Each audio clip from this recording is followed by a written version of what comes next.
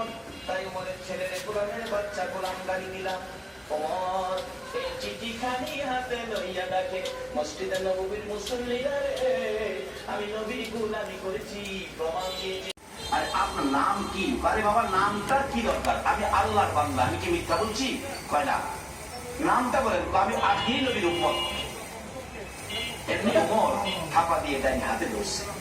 যে ডাইনে হাতে ধরেছে অস্করবি চোখের পানি ছেড়ে দিয়ে চিৎকার মারছে, ওমর, আবু বকর রে, নিশ্চয়ই তোমরা আমার আখিরি নবীর খবর নিয়েছো। আমার আখিরি নবী ছাড়া আমার এই গোপন খবর কেউ জানে না। আমার নবীর খবর কি? আমার নবী বুঝি দুনিয়ায় দাঁড়িয়ে। ও আবু বকর, দুইজনে মিলে প্রশ্ন করেন, কিভাবে জানেন আপনি? কত সম্পর্ক ছিল, জীবনে কোনোদিন দেখে নাই।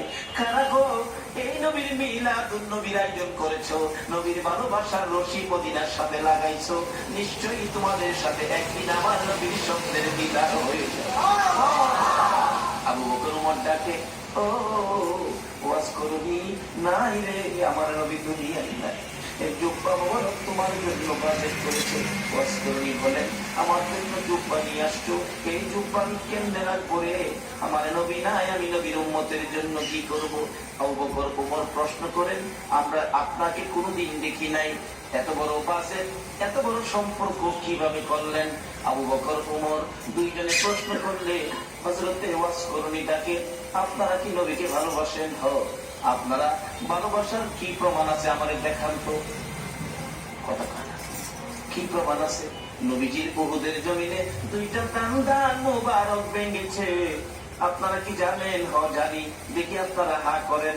হা করলে, ও আবু বকর ওমর রে, নবীর দান নাই, তোমাদের মুখে দান দেখা যায় রে। কেমন ভালোবাসো?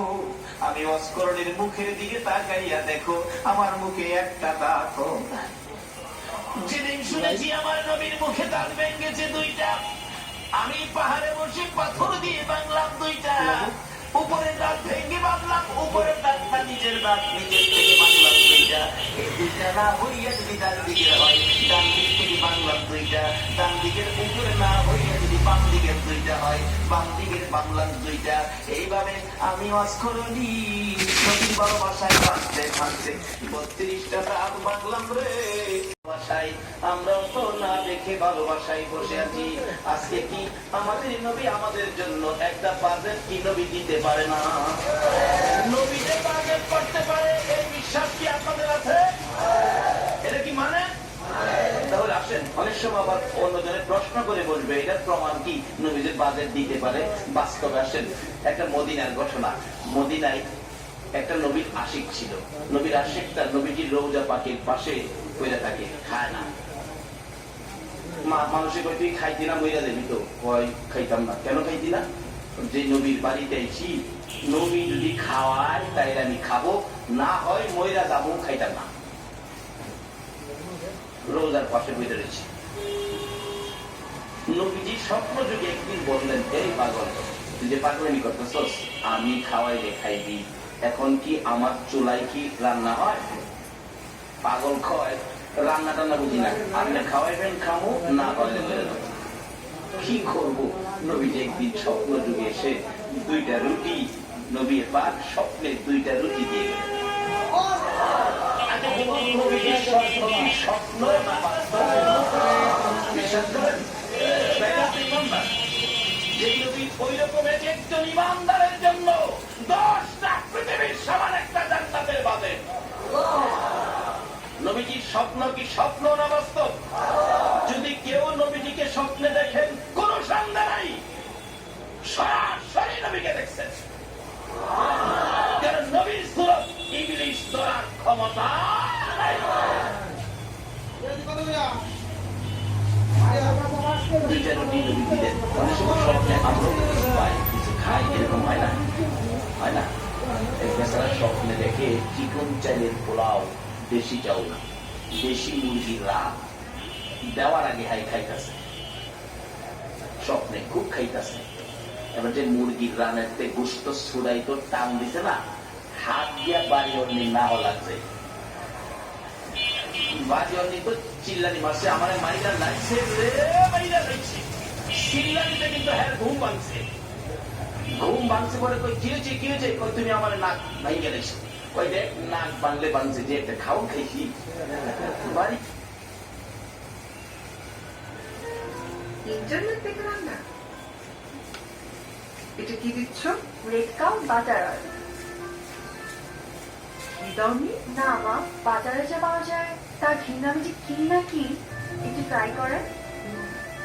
বাহ, বেশ মজার তো, আর বেশ ঝরঝরাও। খাঁটি জিনিসে রান্না এমনই হয়, এটাই শিখেছি আর শেখাচ্ছিও মা। বাড়ি অন্যি কই আমি পাশে এত খাওয়া খাই, আমারে কইলা না কি খাইছি তো দেখি, তাড়াতাড়ি করে বাতি জ্বালাইছে, বাতি জ্বালাইয়া দেখে খাতা ছিঁড়া মুহ দিয়া ফেরাচ্ছে।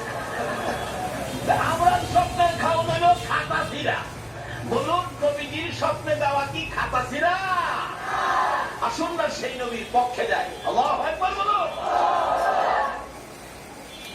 ওই আশিক বলেন পাগল বলেন, আমি দুই রুটি পাইয়া স্বপ্নেই খাইতে শুরু করলাম, খাইতে খাইতে রুটি খাইলাম, অর্ধেক